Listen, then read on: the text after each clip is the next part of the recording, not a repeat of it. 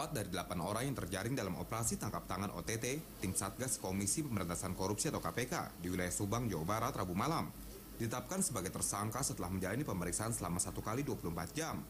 4 orang tersebut yaitu Bupati Subang, Imas Arjumningsi, pihak swasta berinisial MTH dan D, serta Kabid Perizinan Satu Pintu Pemkab Subang berinisial ASP.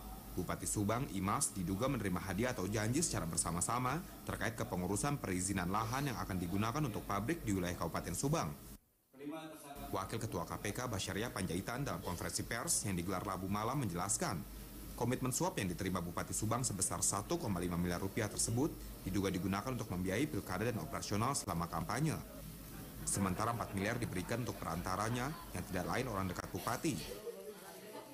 Disimpulkan bahwa telah adanya dugaan tindak pidana korupsi yaitu menerima hadiah atau janji oleh Bupati Subang secara bersama-sama terkait pengurusan perizinan di pemerintah Kabupaten Subang. KPK kemudian meningkatkan status penanganan perkara kepenyidikan serta menetapkan 4 orang tersangka yaitu diduga sebagai pemberi adalah MTH. KPK mengimbau kepada calon kepala daerah, terutama calon dari petahana agar tidak tergiur melakukan tindak pidana korupsi serta menerima hadiah atau janji yang diberikan oleh pihak lain. Deddy Musoni, JAK TV. Halo saudara, apa kabar Anda pada malam hari ini? Bersama saya Ratna Dumila. Anda saat ini sedang menyaksikan Saling Silang JAK TV. Saudara, kita saat ini baru memasuki 1,5 bulan di tahun 2018. Tapi kabar yang kurang menyenangkan berhembus dari KPK, yaitu ada 7 kepala daerah yang sudah ditangkap oleh KPK karena diduga melakukan suap dan juga korupsi. Dan 3 di antara kepala daerah tersebut adalah yang akan maju dalam pilkada daerah di tahun 2018 ini, yaitu adalah Bupati Jombang, Ngada, dan juga Subang yang kemarin ditetapkan menjadi tersangka. Untuk itu kita akan membahasnya apa yang sebenarnya terjadi dan apakah ini betul karena diakibatkan oleh politik yang biayanya tinggi atau mungkin hanya kekuatan atau kurang matangnya mental kepala daerah kita. Saya akan membahasnya dengan 4 narasumber saya. Yang pertama adalah Ibu Yenti Garnasih, yaitu pakar hukum tindak pidana pencucian uang. Selamat malam Bu Yenti. Malam. Kemudian ada Pak Indria Samego, pakar politik dari LIPI. Bang Indria, selamat malam. Kemudian ada Bang Febri Henry dari Koordinator Divisi Investigasi ICW. Selamat malam Bang Febri. Dan ada Pak Jazilul Fawait, Komisi 3 DPR RI. Saya ke ICW dulu deh. Kalau dari Bang Febri, ini kan dampaknya pemberitaan dampaknya cukup luar biasa. Ada 7 kepala daerah baru di 1,5 bulan tahun 2018. Data dari ICW sudah mencakup apa saja? Ya, kalau dari kami memang sudah cukup banyak ya kepala daerah yang ditangkap, terutama yang kena OTT oleh KPK. Dan memang kalau kita lihat, memang lama-lama OTT ini jadi biasa ya Bu ya. Ya. Ini dan tidak mengagetkan. Dan kalau baik atau buruk kalau saya? Kalau menurut kami secara ini sih agak kurang bagus ya. Kenapa? Karena sekarang sepertinya OTT sudah biasa saja begitu. Dan kita tahu bahwa biaya pemenangan pilkada itu juga cukup tinggi ya, mahar politik, biaya kampanye begitu. Untuk jadi bupati misalnya itu butuh sekitar 30 miliar sampai 50 miliar, gubernur 75 sampai 100 miliar ya. Padahal gaji bupati dan kepala daerah tidak sampai segitu. Betul, tidak sampai segitu. Dan juga kita lihat ketika sudah menang gitu, berupaya untuk mengembalikannya itu. Memang nampaknya OTT-nya banyak, tapi di sisi lain upaya untuk mencegah itu juga nampaknya belum efektif ya. Kita lihat juga ada semacam nampaknya di kepala daerah, terutama yang petahana ya, untuk membiayai pilkada itu dengan melalui korupsi gitu ya, suap dan segala macam itu nampaknya hal yang biasa, dan mungkin mereka berpikir ya tetap aja mencari uang dengan suap ya, dengan harapan tidak di OTT oleh KPK. Begitu. Bang Henry, kalau dari data ICW, seluruh kepala daerah yang sudah ditangkap oleh KPK maupun polisi karena terlibat suap dan korupsi, data dari ICW berapa orang? Ada Saya lupa ya. Kalau kemarin yang terakhir yang 2017 itu ada sekitar 13 ya. Sudah 13. Sudah 13 ya. Termasuk yang ditangani oleh kepolisian dan kejaksaan juga. Kalau yang dari KPK baru 7 kami mendapatkan data. KPK ada 7 ya. Nah, kalau dari tahun-tahun sebelumnya? Tahun-tahun sebelumnya sedang kami hitung ya. Kami sedang menghitung dari 2010 sampai 2017 ya. Lumayan, kalau menurut kami lumayan banyak ya. Kepala daerah, bupati, wakil bupati, wali kota, gubernur, begitu, itu lumayan banyak. Begitu.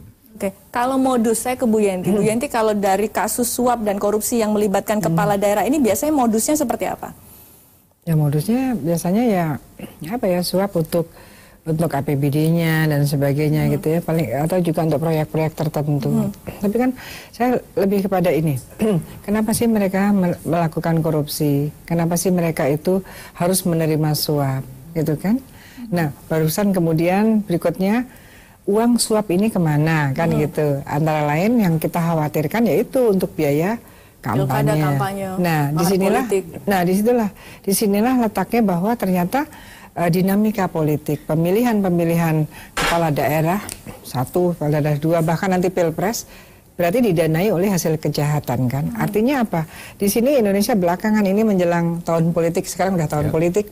Berarti memang dinamika itu adalah ternyata menjadi sarana pencucian uang gitu. Jadi seperti itu yang harus betul-betul diwaspadai.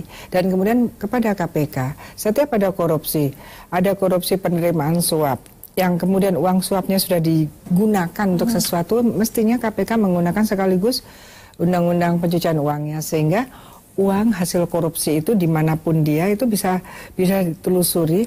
Dan ini semoga ini membuat jera kapok.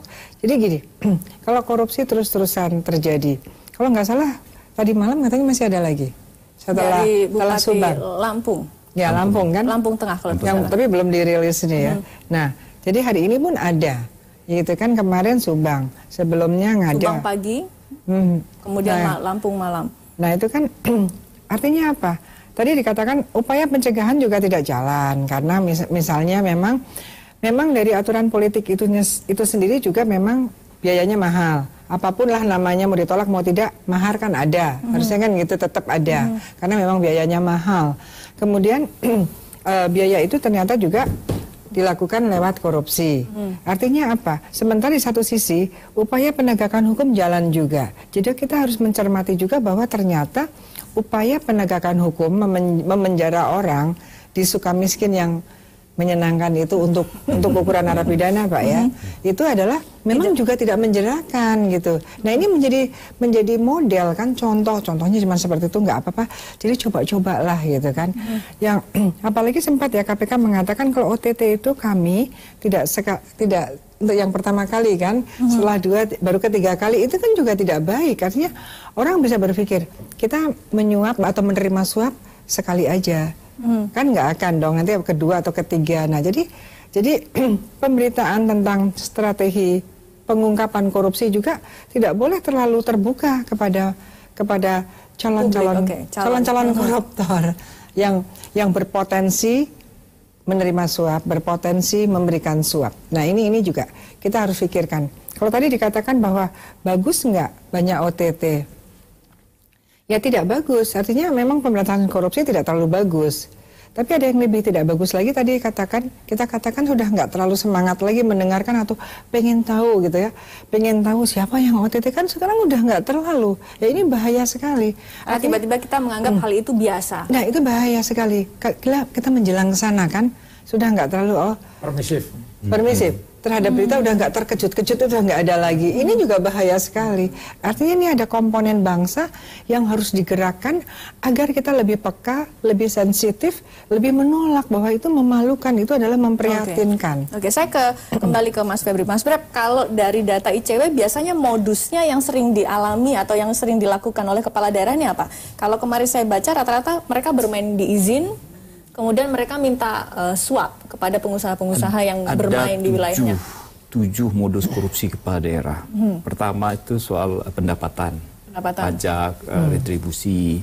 ya mereka kong kali kong di sana, jadi pajaknya dikurangin, ya pendapatan daerah, terutama daerah-daerah yang daerah industri ya, daerah jasa begitu. Itu berarti pemainnya adalah bupati dan berusaha. Kepala daerah dengan pengusaha. Yang kedua itu memang dari sisi belanja, ya, proyek-proyek ya, penyusunan anggaran gitu, itu adalah mainan. Ya, kita informasi yang kita peroleh itu 7-15% dari proyek-proyek daerah itu sudah diminta duluan sama kepala daerah. Ya, terus John. Terus perizinan ya, perizinan keluarnya izin ya. Itu juga potensial, terutama daerah-daerah yang memiliki sumber daya alam ya, izin perkebunan, izin tambang, izin sumber daya alam itu. Terus ya keempat itu juga di pengadaan ya, pengadaan barang dan jasa. Termasuk dengan belanja tadi, tapi pengadaan barang dan jasa juga termasuk di situ. Ya jual belang ya. Terus yang kelima memang jual beli jabatan seperti di kasus di Jombang dan juga bukan ya Jombang juga, tapi di Klaten. Jadi untuk menjadi misalnya pejabat eselon 1 promosi mutasi gitu, itu bayar gitu ya. Dinas pendidikan malah. Dinas pendidikan ya, jadi kepala sekolah itu bayar. Ironis. Ya, jadi kepala dinas bayar gitu. Ada juga kemudian pengelolaan aset daerah. Banyak juga aset-aset daerah yang bermasalah kemudian menjadi tumbuhan BPK, dan itu juga sumber korupsi juga, aset-aset dijual, diberikan pada pihak ketiga. Di Jakarta itu banyak sekali itu aset-aset daerah yang bermasalah gitu. Dan yang ketujuh? Yang ketujuh itu soal sebenarnya pengelolaan BUMD, perusahaan daerah. Banyak sekali itu perusahaan BUMD daerah itu yang dimainkan sedemikian rupa sehingga merugikan BUMD itu. Itu bisa dilihat di kontrak-kontraknya. Contohnya seperti apa, Mas? Banyak BUMD justru malah dibuat rugi. Saya baru lihat saja banyak korupsi di BUMD atau BUMN itu selalu begitu, bahwa ketika misalnya ada proyek-proyek yang dikerjakan oleh BUMD, itu ada pihak-pihak tertentu yang berkontrak dengan BUMD, kontrak itu merugikan BUMD-nya. Justru menguntungkan pihak ketiga. Nah, pihak ketiga ini nanti akan melalui proksi tertentu memberikan keuntungan untuk kepala daerah ini. Itu 7 ya, yang menurut kami sumber pendanaan, sumber korupsi, pola korupsi oleh kepala daerah, baik yang dipakai untuk mengembalikan biaya kampanye yang tinggi, biaya pemenangan yang tinggi, juga termasuk mahar. Dan memang itu jadi pertanyaan kita, bagaimana supaya biaya pemenangan pilkada itu bisa murah tapi menang. Dari 7 modus ini yang terjadi, rata-rata ini jamak terjadi setiap tahun selama mereka menjadi kepala daerah, atau biasanya justru mungkin ramainya pada saat mereka maju lagi ke pilkada, pas tahun-tahun akhir? Ya, pada menjelang pilkada memang itu biasanya paling banyak, karena di situ mereka mencari uang ya untuk membiayai biaya pemenangan pilkada ya. Untuk membiayai konsultan politiknya, memberikan bantuan dan segala macam. Tapi ya kita juga lihat sebenarnya juga ada semacam investasi politik ya di mereka. Misalkan sejak awal itu sudah membangun jalan tertentu di daerah-daerah tertentu begitu. Itu investif. Ya, kalau kita bilang itu investif corruption. Tapi kalau memang dilihat, memang jelang pilkada ini memang banyak. Makin maraknya pada saat menjelang pilkada. Kalau dulu misalkan menjelang pilpres itu bank ya, tiba-tiba bank kolaps begitu. Itu biasanya muncul menjelang pemilu gitu. Kita tahu dari dulu beberapa bank itu sebelum pilkada atau sebelum bukan pilkada, sebelum pemilu atau pilpres misalnya. Karena mereka mencari uang dari situ. Baik. Ada yang mengatakan maraknya korupsi dan juga suap di kepala daerah, yang melibatkan kepala daerah ini ada kaitannya dengan biaya politik yang mahal, entah itu untuk mahar maupun juga kampanye. Nanti Bang Indria dan juga kawan-kawan dari DPR akan menjelaskan kepada kita. Tetap bersama kami saudara di JAK TV.